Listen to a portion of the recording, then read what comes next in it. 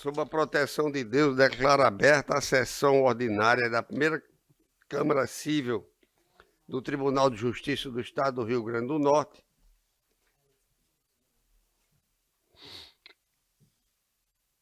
para julgamento dos processos que estão devidamente pautados e os remanescentes das sessões anteriores.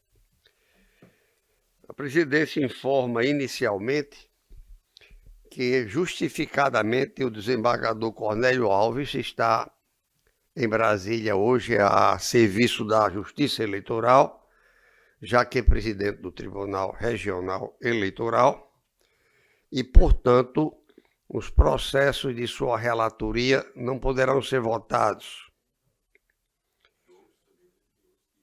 Não, os processos em que houver defesa oral os processos funcionarão os 3 desembargadores presentes, se assim se sentirem habilitados com a defesa oral, como procedemos da última vez, desembargador Dilermando. No meu caso, eu não seria respondido, mas não. Então não pode jogar os dele e os meus também não podem jogar. Pode. Eu funciono como vogal. Nós fizemos isso da última vez, desembargador.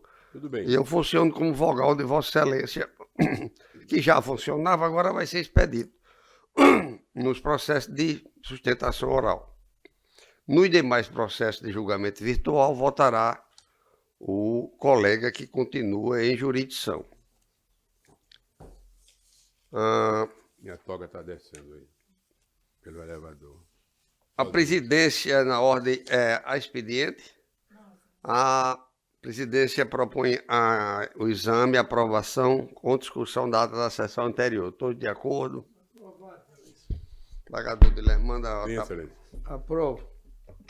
Na ordem administrativa, propõe agradecimentos ao Dr. José Braz Paulo Neto, que está presente à sala virtual, que acompanhou as sessões desta Câmara no presente mês. Também a presidência informa que os processos com ampliação de quórum serão adiados para a próxima sessão híbrida, em razão da impossibilidade de comparecimento dos convocados a esta sessão. Para a próxima sessão, que deve ser dia 2, não é? Dia 2, deverão ser convocados 2 desembargadores para ampliação de quórum, já que o desembargador Dilermando estará em férias ou folga compensatória, não sei exatamente. Na ordem administrativa, desembargador Expedito Ferreira. Alguma comunicação? Não, proporção de comunicação, excelência. Só um bom dia a todos. Desembargador Dilermando Mota. Sim, excelência. Pois não. Queria registrar, para a apuração da Câmara, se for o caso, votos de felicitações ao Procurador da República, Marcelo Dias, né, que ontem lançou 2 livros na Aliança Francesa, com parecimento de muitas personalidades do mundo jurídico, empresarial. É um colega muito culto e foi muito prestigiado o lançamento disso. Vossa Excelência, inclusive, estava presente. De acordo, está de acordo, desembargador Expedito, com a manifestação. Ministério associo. Público, bom dia, doutor Zé Braz.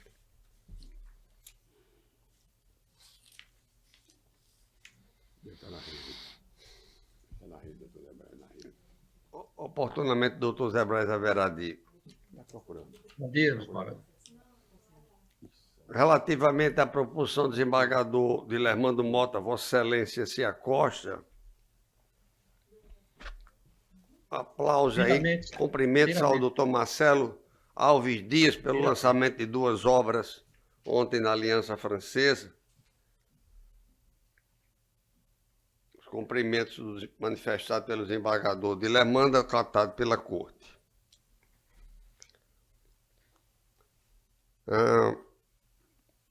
Mais alguma manifestação da ordem administrativa, desembargador Dilermando? Desembargador Expedito? Nenhum, excelência. Na ordem jurisdicional, nós temos a inscrição no processo número 25 da doutora Luísa de Araújo, da relatoria do desembargador Dilermando Mota.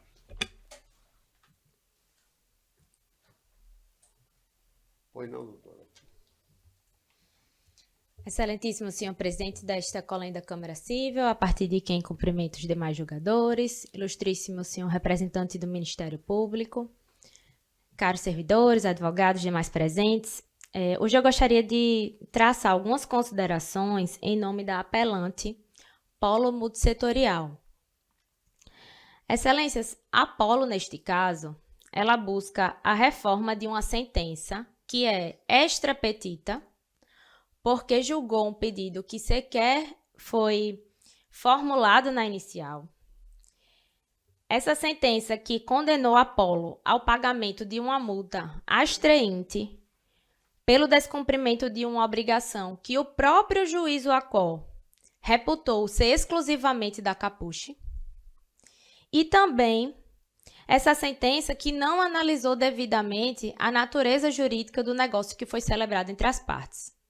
Então, resumidamente, adentrando os fatos para situar vossas excelências, em 2013, o senhor Bruno, que é o apelado, ele adquiriu um imóvel junto à Capuche, cujos créditos imobiliários posteriormente foram cedidos à Polo.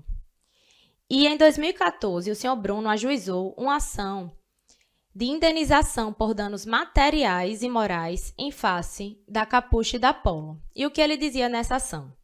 Ele dizia que as parcelas que haviam sido avançadas no contrato estavam muito altas e que ele gostaria de financiar esse imóvel junto à Caixa Econômica Federal, mas que a Capuche não fornecia a documentação necessária para que ele pudesse celebrar esse financiamento. Então, ele disse que isso lhe estava lhe causando danos materiais e morais e ajuizou essa ação pedindo o seguinte, que a Capuche fosse compelida a entregar essa documentação imediatamente e que a Polo e a Capuche fossem condenadas ao pagamento dessa indenização. Só que, tão logo distribuída a ação, foi proferida uma decisão interlocutória para determinar que apenas a Capuche apresentasse esses documentos que estavam sendo solicitados. E na sentença, para a surpresa da Polo, essa decisão interlocutória, essa tutela de urgência foi confirmada, a multa astreinte que havia sido fixada foi majorada para o valor de R$ 3.000, mas a Polo foi condenada em solidariedade com a Capuche ao pagamento dessa multa. E também foi condenada em solidariedade com a Capuche ao pagamento de indenização por danos morais. E também houve uma novidade, porque a sentença afastou a capitalização de juros, mesmo que isso não houvesse sido pedido na inicial. Então, essa sentença tem que ser reformada, em primeiro lugar, porque há evidente carência de ação. Excelências, não houve a devida apreciação pelo juiz Acol da natureza jurídica do negócio. Diferentemente do que o senhor Bruno alega na exordial, em todas as suas peças processuais, não se trata de um mero contrato de compra e venda que foi celebrado com a Capuche. Ele celebrou um contrato de compra e venda que já continha financiamento e cláusula de alienação fiduciária. Então, ele optou por financiar o imóvel com a Capuche. E não poderia ele agora simplesmente se arrepender de um contrato irretratável, perfeito e acabado, e obrigar a Capuche a apresentar documentos para que ele pudesse refinanciar esse imóvel com outro banco. Então, isso não foi observado pelo juiz Acol, que, na verdade, ele está buscando um pedido juridicamente impossível, que é de cancelar um financiamento por meio de uma ação inadequada, que é uma ação de indenização por danos materiais e morais, que não se propõe a esse fim. Em segundo lugar, excelências, está a impossibilidade de condenação da Polo na obrigação de entregar documentos que estão na posse da Capuche, e muito menos ao pagamento de indenização por danos morais. Eu peço licença aqui para ler um trecho da decisão interlocutória proferida pelo juiz Acol, porque a primeira decisão que concedeu a tutela de urgência mencionava a obrigação da parte requerida de fornecer toda a documentação necessária para a obtenção de financiamento. Como constou parte requerida e não especificamente o nome de uma das empresas, a Polo embargou de declaração. E a decisão complementar que julgou esses embargos falou o seguinte: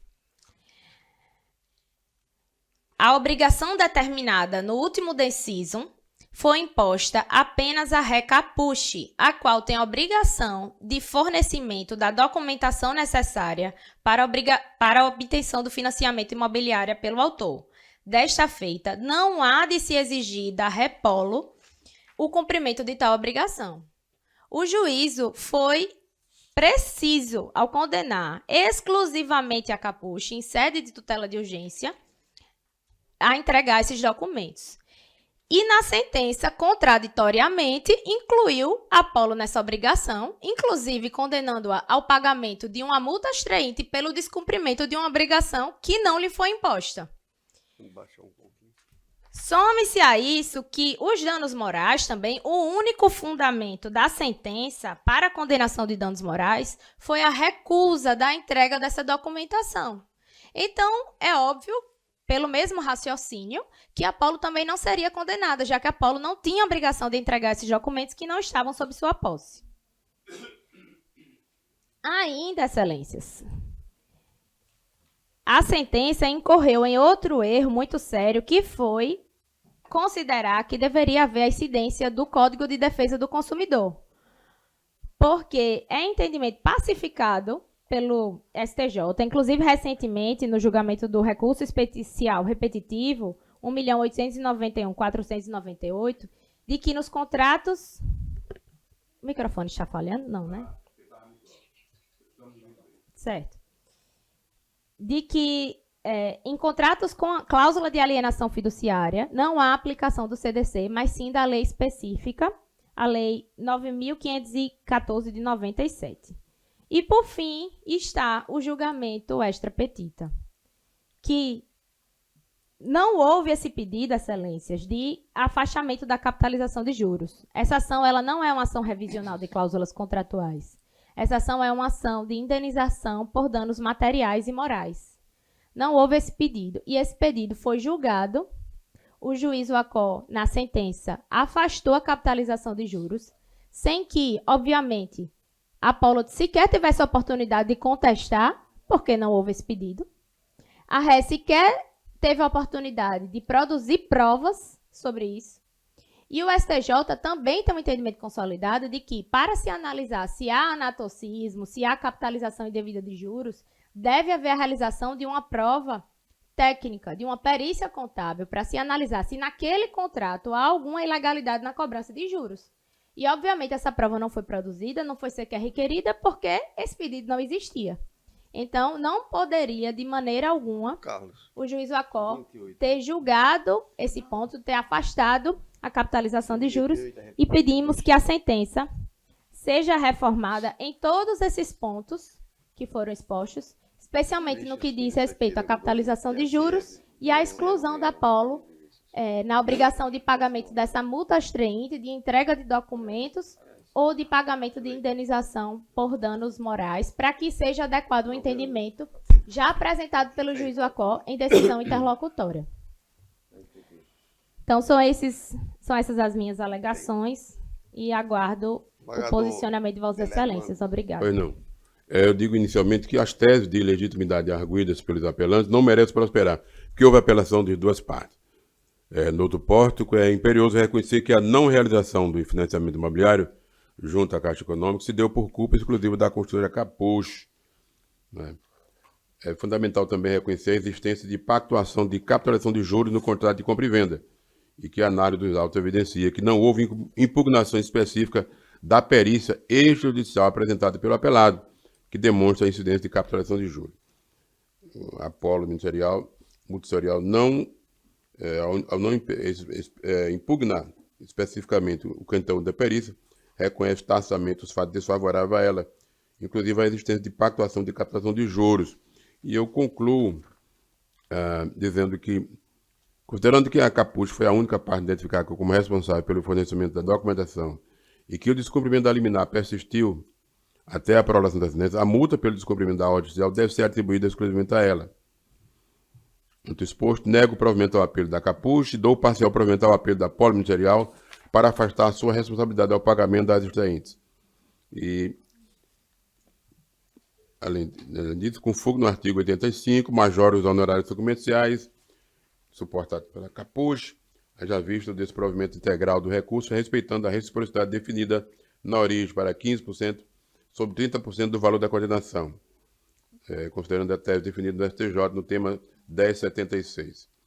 Com relação ao polo ministerial, multissetorial arcará com 30% dos 10% incidentes sobre o valor da condenação. Já o apelado Bruno Castro suportará 40% dos 10% incidentes sobre o valor da condenação. Como voto ali? Desembargador, é só uma questão, como está sendo excluída a polo, Vossa Excelência está, eu estou acompanhando Vossa Excelência relativamente à exclusão das astreintes, mas me parece que temos que excluir também a multa.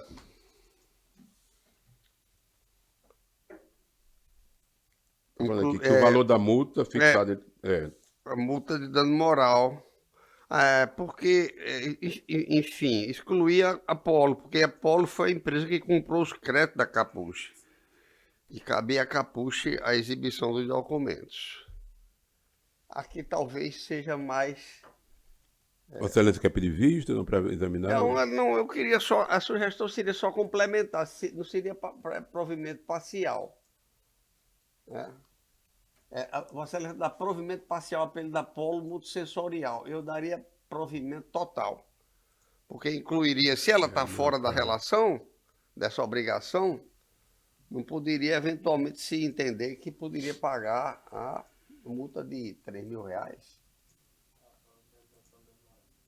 Porque está fora da relação jurídica. Mas, se Vossa Excelência quiser, eu posso pedir vista só para esclarecer.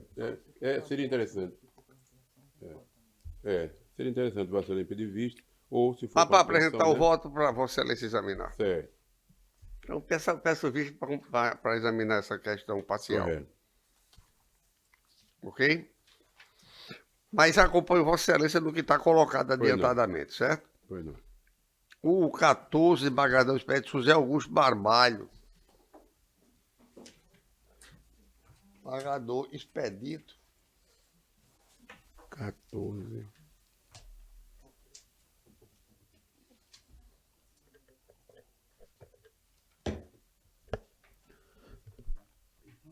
Vamos lá, doutor. Bom dia, excelências. Desembargador, eu falo pela clínica angiovascular, que hoje é o hospital angiovascular, por um dos réus, que eu acredito tenha sido o único apelante. Pode falar, doutor. Tá certo. Vossa Excelência é apelante. Isso, excelência. Excelência, esse caso trata de um caso de indenização por danos materiais e morais em decorrência de uma cirurgia plástica de implantação de prótese de silicone, abdominoplastia e lipoaspiração. Eu estou aqui representando o hospital onde foi realizada essa cirurgia. O médico também foi processado, apresentou a defesa técnica, eu estou aqui representando o hospital. Por quê? Houve uma condenação solidária entre médico e hospital pela insatisfação da autora em relação ao resultado da cirurgia. O primeiro ponto aqui do nosso recurso de apelação é pedir que seja afastada essa responsabilidade solidária do hospital, tendo em vista que o laudo pericial ele foi expresso em apontar que não houve nenhum tipo de falha no serviço atinente ao próprio hospital. Não houve situação de infecção hospitalar, não houve falha dos prestadores de serviço de hospital, de equipe de enfermagem, de equipe de instrumentação técnica, de medicamentos, nada disso. Então, tendo em vista o entendimento doutrinário, jurisprudencial, que limita, restringe a responsabilidade do hospital a falhas atinentes ao seu serviço hospitalar, que o laudo pericial apontou como inexistente essa falha hospitalar, a gente pede em primeiro ponto que seja quebrada essa responsabilidade solidária de médico com o hospital, já que a insatisfação da autora é exclusivamente em relação ao resultado da cirurgia do ponto de vista da técnica do médico cirurgião aplicado. O segundo ponto, desembargadores, e aí já adentrando de uma forma subsidiária, caso esse pedido de responsabilidade solidária não seja afastado, é em relação à própria condenação. O laudo pericial foi bem claro em apontar que não houve erro médico. não houve erro médico. A técnica aplicada foi de acordo com os parâmetros médicos e o que houve aqui foi uma insatisfação da autora. A cirurgia não ficou do jeito que ela esperava que ficasse. Apenas isso. Uma questão subjetiva de resultado da cirurgia. O juiz de primeiro grau aplicou a teoria do resultado na cirurgia plástica por entender que deveria ter ficado como a autora simplesmente almejava. Ocorre, excelências, e aí a gente trouxe esses fundamentos que isso é uma questão muito subjetiva. A autora, ela já por fazer uma cirurgia plástica, ela já não estava satisfeita com o corpo que ela possuía e criou uma imagem na cabeça de um corpo perfeito que ela obteria após a realização dessa cirurgia plástica. O problema, excelências, é que o próprio laudo pericial aponta isso, que a autora não contribuiu para o pós-operatório. A autora, ela não teve perda de peso, que era a indicação médica. Pelo contrário, ela ganhou peso após o ato cirúrgico, e isso aí afeta diretamente o resultado da cirurgia. A autora, ela era, à época, casada com um ex-policial militar que estava preso por fazer parte de grupos, organização criminosa, e no período do pós-operatório, isso a gente provou nos autos através de documentos, e ela confessou ao médico perito, ela foi visitar o ex-marido, a marido da época, já até hoje já falecido, dentro da prisão. Diversas vezes no período de 30 a 60 dias após após o ato cirúrgico, momento que ela deveria estar em repouso absoluto, utilizando aquelas cintas, deitada, sem se mexer. Então a autora, ela foi nesse período visitar o marido na prisão, passando por momentos de estresse psicológico e de estresse físico com tensionamento da cicatriz, porque não estava parada. Então pegou um transporte, foi em presídios, mais de uma oportunidade. Esses fatos, a gente disse, o perito considerou que eles afetaram sim o resultado da perícia, da cirurgia. Estresse psicológico, não observância do repouso e não observância das orientações pós-operatórias de melhorar a situação de vida, de alimentação, de sobrepeso, etc. Então a autora, ela faz uma cirurgia para chegar a um corpo que ela imagina que era o adequado para ela, mas após a cirurgia ela continua com comportamentos que são nocivos ao próprio corpo, independente mesmo da cirurgia. Só que ela faz isso num contexto de pós-operatório que ela deveria estar em repouso absoluto. Então, são esses os fatos que nós trouxemos no aspecto do mérito da cirurgia em si, que não deveriam ser, que deveriam levar ao rompimento total desse nexo causal, porque a autora, ela não participou, ela não contribuiu com o pós-operatório. Em terceiro ponto aqui, ainda subsidiariamente, o juiz de sentenciante, ele reconheceu que existiria aí pelo menos uma culpa concorrente da autora, por causa desses fatos que o perito reconheceu e o juiz reconheceu de que ela não contribuiu com o pós-operatório. Mas, de forma contraditória, ele não fixou as indenizações de forma proporcional à culpa da autora. O valor da indenização por danos materiais, por exemplo, é o ressarcimento integral do valor que ela pagou pela cirurgia. Ora, se há o reconhecimento aqui de uma culpa concorrente, por que não houve esse reflexo no valor da condenação, por exemplo? Então, excelências, são esses os pontos que eu trago a atenção de vossas excelências para pedir, em primeiro ponto, a quebra da responsabilidade solidária do hospital, porque o laudo pericial apontou claramente que não houve responsabilidade, não houve falha técnica nos serviços atinentes ao hospital, de infecção hospitalar, de falha do seu corpo de colaboradores, e o médico ele apenas utiliza o espaço do hospital para fazer aquela cirurgia, isso é praxe nos hospitais de Natal. A autora, ela paga pela parte hospitalar e ela paga pela parte dos honorários médicos, e assim como ela compra a prótese de silicone numa empresa terceira. Então todos esses serviços eles são fragmentados. Subsidiariamente, caso vossas excelências não entendam que é a situação de quebra dessa responsabilidade solidária, a gente pede que seja afastado o nexo causal pela culpa exclusiva da própria autora, que não seguiu com as orientações no pós-operatório, fatos esses que foram reconhecidos pelo próprio laudo pericial. E ainda subsidiariamente, aqui no terceiro ponto, é de julgar improcedente o dano moral, porque ela deu causa à situação, ou de redução dos danos materiais e morais à sua proporcionalidade de participação ante a existência de uma culpa concorrente. Obrigado pela atenção, excelências. Você, desembargador Expedito, relator. Vossa Excelência fala pela clínica unicamente. Isso. O médico Não não há- recorreu? Não há recurso do médico. Não. É interessante, né? Chama atenção. Né? Eu vou divergir do desembargador Expedito para excluir a clínica. Eu vou pedir vista. Pronto. O fato chama atenção, o médico não recorreu, né? Mas o médico foi quem fez a cirurgia, né? Se houve alguma falha realmente, não se deve, não aprova, a meu entendimento, não aprova que foi resultante de alguma omissão ou ação da O clínica. relator vota pelo desprovimento do recurso, É. né? Eu estou divergindo, excluindo a clínica e mantendo o médico. Mantendo o médico, né? Eu vou pedir vista. Tá ok. Agradeço a atenção, excelência. Na sequência, nós temos o 18 da pauta, desembargador de Lermando. Vossa Excelência tem o 18 do doutor Marcílio Mesquita de Góes, 18. já experiente na advocacia, Bom dia a todos. Sempre Deus. aprendendo por aqui, né? 25 Tivemos na anos de sala de aula advocacia. juntos. Com a honra de ocupar essa tribuna. Agora, doutor Marcílio, esse processo É meu. não se trata realmente aqui no que está anotado de tutela de urgência ou evidência a ensejar uma sustentação oral. Mas o relator, desembargador de Lermando, já que não temos tanta carga, poderá admitir o Não, tudo bem. doutor da Tá bem. tribuna para o Não é o esclarecimento, se Vossa Excelência Não entender. comporta, né? Sustentação oral. O processo é bastante simples, assim, salvo ter cometido algum equívoco. Estava na minha anotação que era decorrente de Como uma é? medida de urgência, um A bloqueio de agravante contas. é poliana, não é isso? Isso, eu falo pela agravada. Não tem. Qual é o número? Qual é É, o número aí? o meu voto é. Estava na Meu divergência voto é- só do percentual, né, de desconto. Meu voto é pelo provimento e está sem divergência no sistema. Como não cabe sustentação oral. É o 17. É o 18. 18. Tração a dúvida, excelência, porque no próprio agravo ela teve um bloqueio de conta e no próprio agravo ela fala na porque no possibilidade de 10%. Não, só tem uma dúvida quanto ao voto.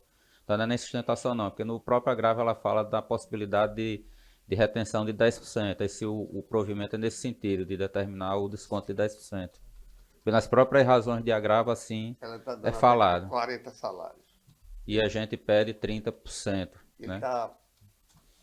Aí é só a questão do voto, como é que ficou esse provimento. Ele está dando até 40 salários. Determinando o desbloqueio do valor arbitrado, que não ultrapasse o valor de 40 salários mínimos. É o voto, né? Entendi. Não, é porque nas próprias razões do agravo, assim, ela fala na possibilidade de se reter 10% dos rendimentos dela, que foi bloqueada. Por isso que a minha pergunta era só nesse sentido, se abarca isso ou não o voto. Vossa Já foi Excelência. esclarecido, né? E o mais tem no sistema, né? Depois não aguardar a publicação.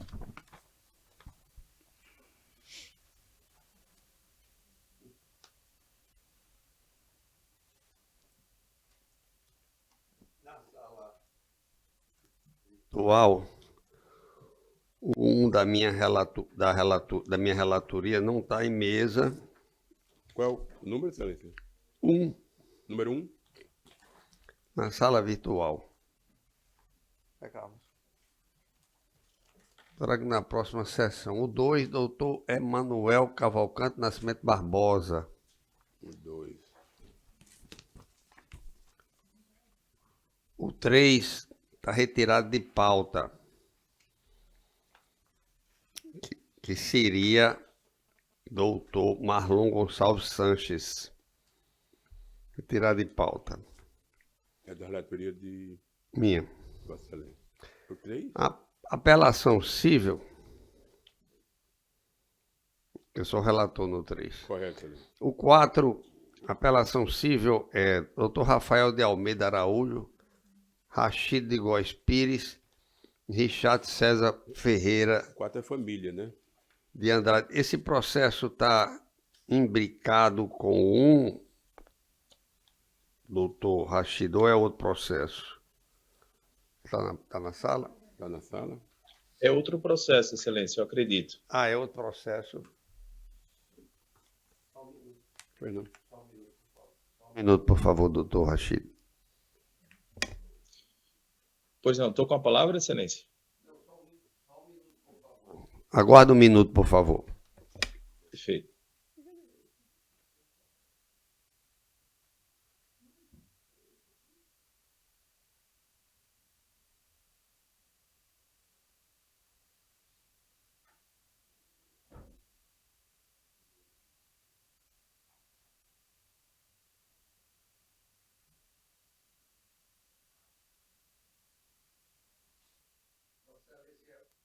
Fala por quem, doutor Abílio? Pela apelante? Pelo apelante Abílio, né? E a outra parte, que é Vivian, né, seria Dr. Rachid. Mas ambas as apelações foram no mesmo sentido. Pois não, doutor. Eu falo por Abílio. Meu nome é Rafael de Almeida Araújo. Pois não, doutor. Qual Tô com a palavra? Tá, claro. Qual é o ponto que Vossa Excelência recorre? Bom, pois não. Trata-se, Excelência, primeiramente cumprimento Vossa Excelência, cumprimento todos os aqui presentes. Trata-se de procedimento de jurisdição voluntária, no qual o genitor Abílio, juntamente com sua ex-esposa, firmaram um termo de acordo e, nesse termo de acordo, foi estabelecida aí a pensão e também a questão de visitação de sua filha. E aí a gente formulou esse procedimento de jurisdição voluntária requerendo acordo pelo juízo. Ocorre que o juízo não quis homologar o acordo por entender que a forma que tinha sido estipulada aí a guarda não atendia o interesse da criança, sendo que o Ministério Público, que é o fiscal da lei, nesse caso representando aí os interesses da criança, entendeu e opinou favoravelmente à homologação do nosso acordo. E a sentença foi no sentido, e eu vou até abrir aspas aqui, dizendo que estar com os filhos é uma coisa, fazê-los de joguete é bem diferente. Na situação em destaque, a disciplina de repartição do tempo de convívio no pacto não atende ao melhor interesse da prole. Embora tenha emendado os requerentes o pacto para guarda compartilhada, tal pretensão se encontra apenas embustida dessa roupagem, quando na realidade pretende realmente os requerentes a alternância da guarda, o que não pode ser acolhido pelo juízo. Então, nesse sentido, a gente apresentou a apelação e a outra parte, né, também interessada, que é a genitora, apelou nesse sentido, requerendo a homologação do acordo, porque assim os pais entenderam que seria o melhor interesse da criança e para os pais. E o Ministério Público, agora em segunda instância, foi no sentido também de dar provimento às apelações para que fosse homologado o pacto celebrado entre as partes, porque o interesse da criança está preservado. Foi estabelecida aí uma regra de visitação, né? Ele vai passar um tempo na casa do pai, vai passar um tempo na casa da mãe. O Ministério Público pontuou muito bem que ambos residem na mesma cidade, então, assim, não há problema nessa forma de convívio, né? E aí o motivo da nossa resignação é exatamente esse. Num procedimento de jurisdição voluntária, o juízo que não teve contato com as partes, sequer teve aí um laudo biopsicossocial, no sentido de verificar se as regras de convivência, né, atendem o interesse da criança, simplesmente indeferiu pela cabeça dele, porque, segundo ele, o Estado juiz, interferindo na relação e no convívio familiar, disse que não homologaria, porque não atende os interesses da criança. Vejam, os senhores, que os pais, os genitores da criança, assim entenderam, e aí o Ministério Público, tanto na primeira quanto na segunda instância, votou favoravelmente, né, para que fosse homologada esse termo de acordo. Então, é nesse sentido que a sustentação oral e a gente pugna pelo provimento da apelação para que seja reformada a sentença e aí sim seja homologado aí o acordo celebrado entre as partes. Uma palavra ao outro advogado.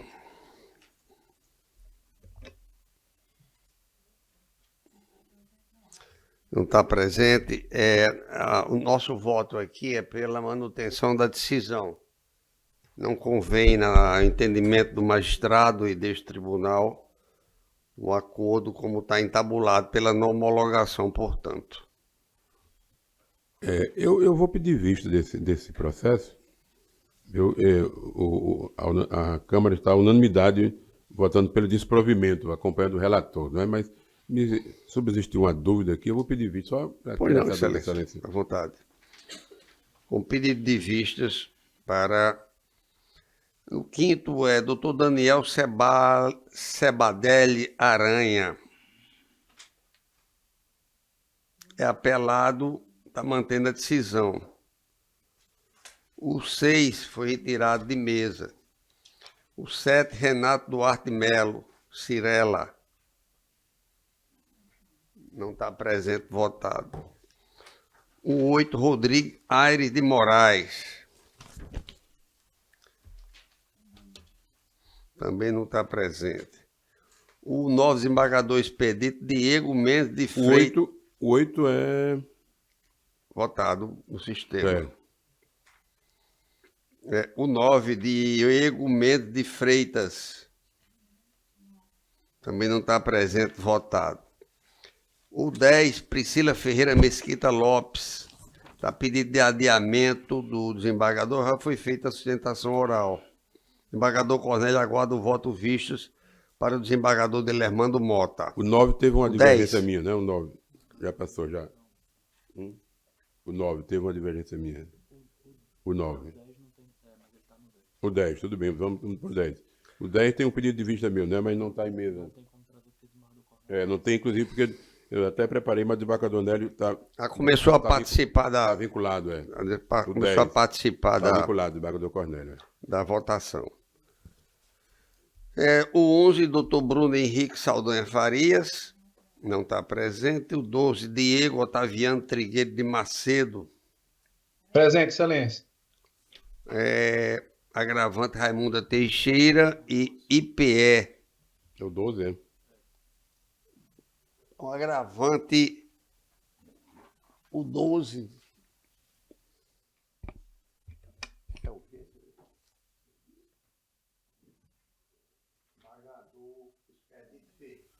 Desembargador Expedito Ferreira é o relator do 12. Pois não, doutor? Bom dia, senhor presidente Cláudio Santos. Bom dia, relator desembargador Expedito, doutor Guilhermano.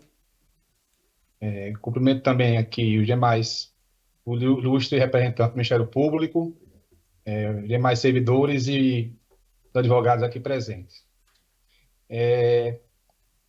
Versa os autos acerca de agravo de instrumento contra a decisão proferida pelo juiz da terceira vara da Fazenda Pública, na comarca de Natal, de lavra do doutor Geraldo Antônio, onde fora indeferido o pedido de tutela de urgência no sentido de conceder a implantação, né, da concessão de pensão por morte de ex-segurado do IPERN.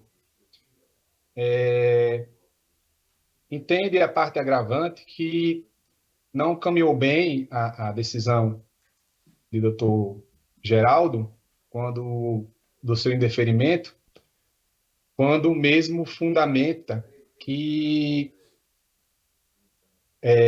naquela análise preliminar, nos autos não estavam demonstrado, através de prova documental, o direito que assistia à parte autora, caso hora agravante. Em razão disso, a senhora Raimunda Hora Agravante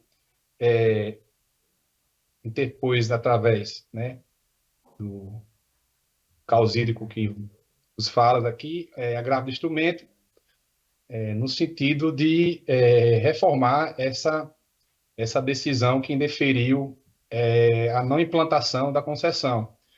Isto porque, Vossas Excelências, consta nos autos farta documentação comprovando que a senhora Raimunda convivia de forma marital com o senhor Vital Maria entre o período de 2014 até o ano de 2021, quando do seu falecimento.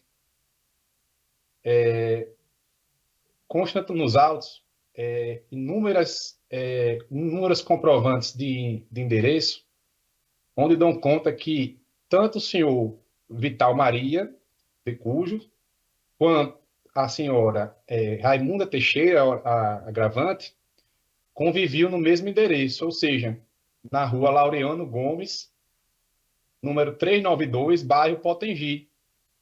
E não para só por aí a questão do endereço. No próprio cadastro do IPERN, né, ou seja, a prova de vida que é feita anualmente, o ex-segurado, o senhor Vital, informava no seu cadastro o mesmo endereço da senhora Raimunda, né?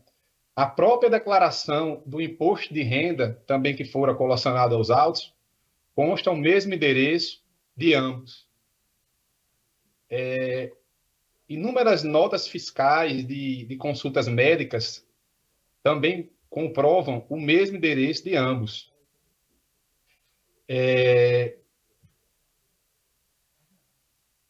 Também consta nos autos declaração médica dando conta que durante o período de 2014 até 2021, a senhora Raimunda Teixeira sempre comparecia ao consultório do Dr. Felipe Teodoro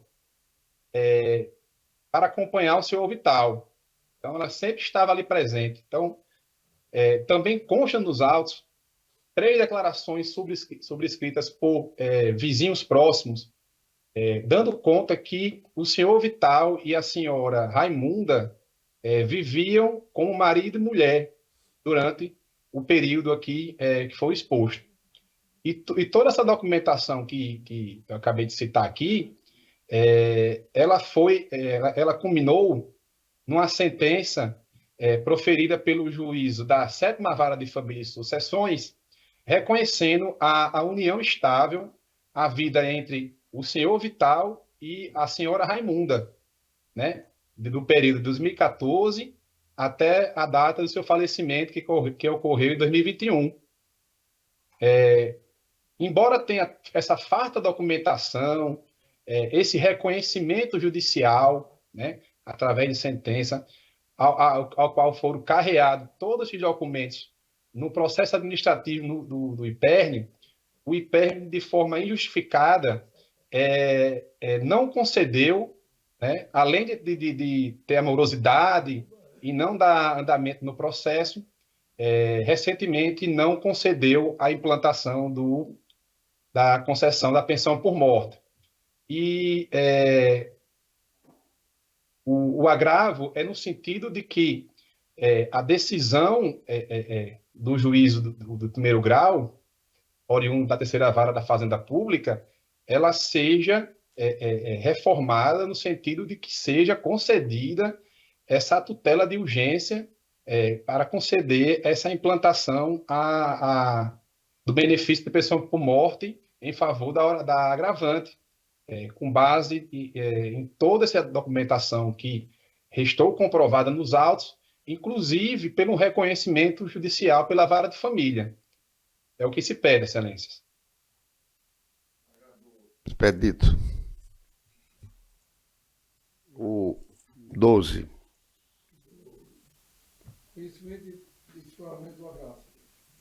O 13 vai ficar aguardando o desembargador Cornélio, porque há um voto meu que ainda ele não pôde participar, um voto divergente.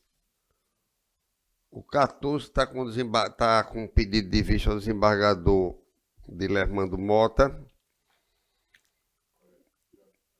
O 15, Daniel Alcides Ribeiro de Araújo.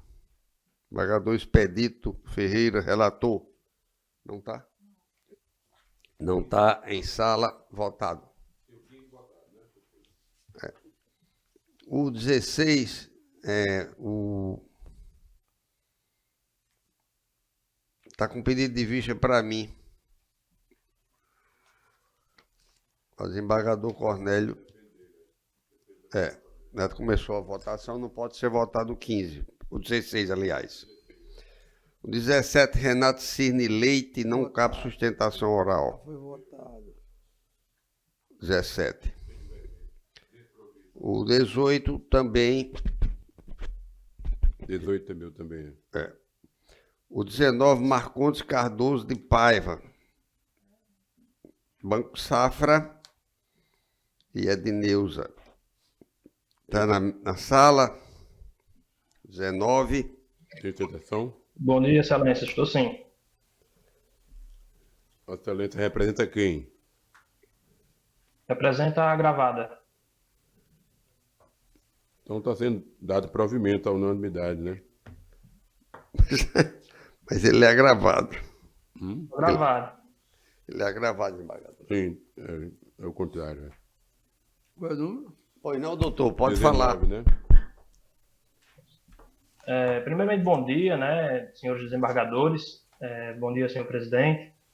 Senhor relator, Dilarmando Mota, servidores, colegas advogados, representantes do Ministério Público e todos e todas que acompanham esta sessão, né? Trata-se aqui de um agravo de instrumento interposto pelo Banco Safra, né, que visa combater uma decisão que concedeu a tutela de urgência no sentido de suspender descontos oriundos de um empréstimo consignado. Meu áudio tá bom, Excelência? Estou vendo um pouco travado aqui. Estamos ouvindo, doutor. Pronto. Perfeitamente, por favor. Sim. O Banco Safra interpôs, né, esse agravo de instrumento no sentido de atacar a adesão que deferiu a tutela de urgência no sentido de suspender esses descontos no aposento, né, digamos assim, de dona Edneuza, que é uma agricultora aposentada recentemente. Nas razões do agravo, o Banco Safra alegou que o contrato foi regularmente celebrado, né, dizendo que havia um contrato, no entanto, não disponibilizou esse contrato nos autos do agravo e pediu, obviamente, pelo provimento do agravo. Pois bem, Excelência, para que a gente possa observar que os requisitos de fato foram atendidos na concessão da tutela de urgência lá no juízo de piso, é necessário que nós façamos uma breve digressão dos fatos, né? Como eu bem adiantei, dona Edneuza se aposentou, ela é agricultora, né, recém-aposentada. Em julho passado, ela conseguiu a sua aposentadoria, né, como segurado especial, no valor de um salário mínimo. Infelizmente, né, a realidade de dona Edneuza e demais aposentados, né, assim que conseguem a concessão do seu aposento, passam a receber ligações, comunicações de corretores, consultores de banco oferecendo empréstimos, cartões, etc. Ela nunca gostou disso, né? Ela não gosta desse tipo de crédito, porque tem medo. No entanto, no dia 18 de outubro, ou seja, poucos meses, né, depois dela conseguir seu aposento, um rapaz identificado como Davi Ferreira entrou em contato com ela no WhatsApp, isso está documentado nos autos, oferecendo um cartão de crédito, e na conversa ele deixou por diversas vezes claro que esse cartão de crédito era tão somente um cartão, não haveria nenhum empréstimo, não haveria desconto de nada, que ele comprou, inclusive, por áudios, né? Esses áudios estão nos autos. Então, dentro dessas condições, dona Edneuza acabou por aceitar esse cartão, dizendo que queria tão somente esse cartão. Nessa toada, né, o consultor mandou o link para ela, para que ela acessasse e confirmasse o cartão, o que ela o fez. E em seguida ele falou que havia um valor de empréstimo liberado para ela no valor de R$18 mil, e que se ela não cancelasse esse empréstimo seria efetivado. Mais uma vez, eu reitero, toda essa conversa está nos autos. Foram áudios de WhatsApp que eu fiz o backup, né, do celular e disponibilizei nos autos, bem como pedir perícia lá no juiz de piso, para caso a excelência lá do juiz de piso entendesse necessário averiguar a veracidade dessas informações. Pois bem, ele informou a dona Edneuza que precisaria cancelar esse empréstimo, e ela ficou preocupada, obviamente, que não havia contratado empréstimo nenhum, então disse, não, então eu quero cancelar. E ele mandou novamente um outro link, dessa vez do Banco Safra, para que ela fizesse, em tese, o cancelamento desse valor de R$18 mil, que é justamente o objeto desse agravo. E ela o fez, acreditando mais uma vez que está cancelando o empréstimo e não contratando. Né? Então, para a surpresa da dona Edneuza, no mês seguinte, em novembro, quando ela foi sacar o seu aposento, ela viu que seu aposento estava bloqueado por uma movimentação acima do limite. E ela não entendeu o porquê. Então, ela foi no banco, procurou informações, e o gerente informou que tinha um depósito de R$18 mil na conta dela, e ela não reconhecia, e me procurou para que a gente tentasse resolver na justiça. Após isso, entramos com a ação na comarca de Caraúbas. O juiz de piso, ao ler, né, a inicial, determinou emenda para que fosse depositado os valores recebidos em juízo, que foi efetivamente cumprido. Foi depositado o valor em juízo, bem como apresentados os extratos bancários comprovando que ela não se utilizou esses valores em nenhum momento, até porque ela não queria esses valores. E uma vez depositados esses valores, Excelência, o juiz determinou a concessão da tutela de urgência. Obviamente, porque estava assegurada a liquidez do banco. Foram devolvidos os valores em juízo. Né? E após isso, o processo está rolando lá na primeira instância, né? E o Banco Safra entrou com esse agravo no sentido de suspender a decisão, né, que deferiu a tutela de urgência. Mas, Excelência, eu acho que depois do exposto aqui, né, nós vemos claramente os requisitos ensejadores da concessão da tutela de urgência. Ora, a possibilidade do direito está evidenciada nas próprias classes do WhatsApp, que provam de maneira incontestável que a conversa tida de Dona Edneuza, a hora gravada, com o consultor do Banco Safra, o senhor Davi Ferreira, foi no sentido de aceitar um cartão de crédito.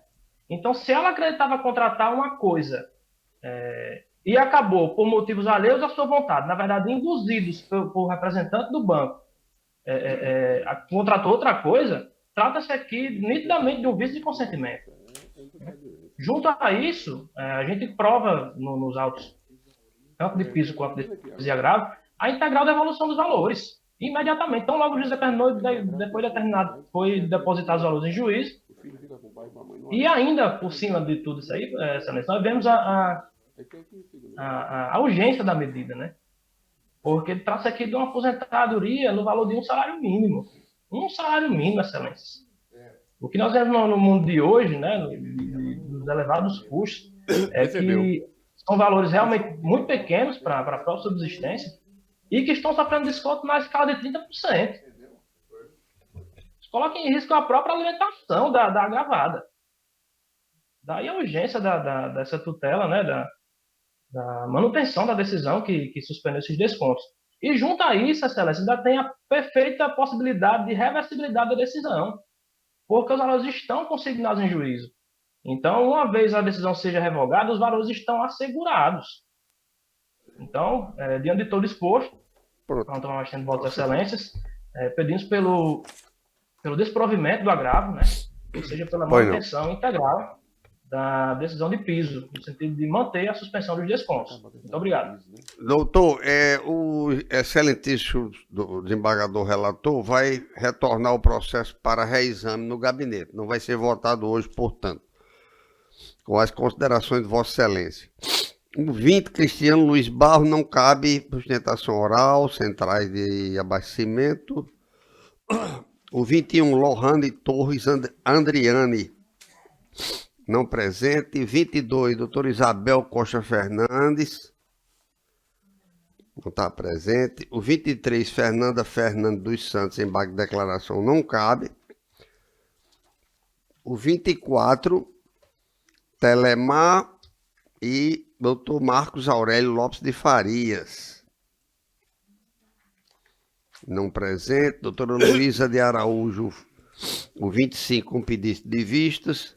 O 25 está com vista, né? Com vistas, aquele aspecto que eu falei para Vossa Excelência. Correto. O 26, doutor Anesiano Ramos de Oliveira, também não. O 27, doutor Daniel Victor da Silva Ferreira,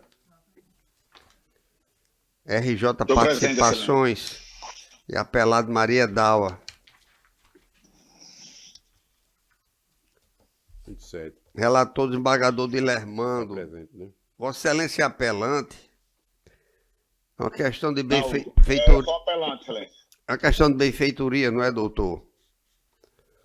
Já também, Excelência. Aqui está aí, 27. Pode ser até que esse processo, essa posição aqui, pode ser que resolva. Pode ser que resolva. Tem duas tentações ou só uma? Ele está Excelência, julgando procedente para indenizar as benfeitorias, doutor. Satisfeito, Excelência. Satisfeito? Portanto, será apurado aí o valor da benfeitoria para a indenização, ok? Ok. Bom dia para Vossa Excelência. Vocês também, bom dia. Esse 28 está com pedido de vistas. Depende do desembargador Cornélio. Mas já está meu voto aí, mas já está constando. O desembargador Cornélio não serão votados como relator, e o doutor Bruno Leonardo, A partir de 29. doutora não pode. Marcela Maria Gomes do Nascimento, É Cornélio, 29. ali. doutor Renato Dumareschi, Não pode, ele é o relator. doutora Anne Ange Soledade Bittencourt de Araújo, de 32, também não pode ser votado porque é relator do desembargador Cornélio Alves, que hoje se encontra em Brasília a serviço da Justiça Eleitoral. Até o 30. Não, Os é. processos com extensão de corte também não podem ser votados hoje e nós vamos convocar 2 desembargadores para a próxima sessão, É. para que a gente possa dar prosseguimento no julgamento Termina aqui, né? desse processo. Só vai terminar aqui. Termina aqui. Mais algum processo em mesa para julgamento? Desembargador Expedito, desembargador de Lermando? Não. Mais alguma consideração para os advogados presentes fisicamente ou virtualmente na sala? Eu desejo um bom dia a todos os presentes e saúde nestas festas de São João e São Pedro, que se avizinha também, e que Deus mantenha as famílias em paz.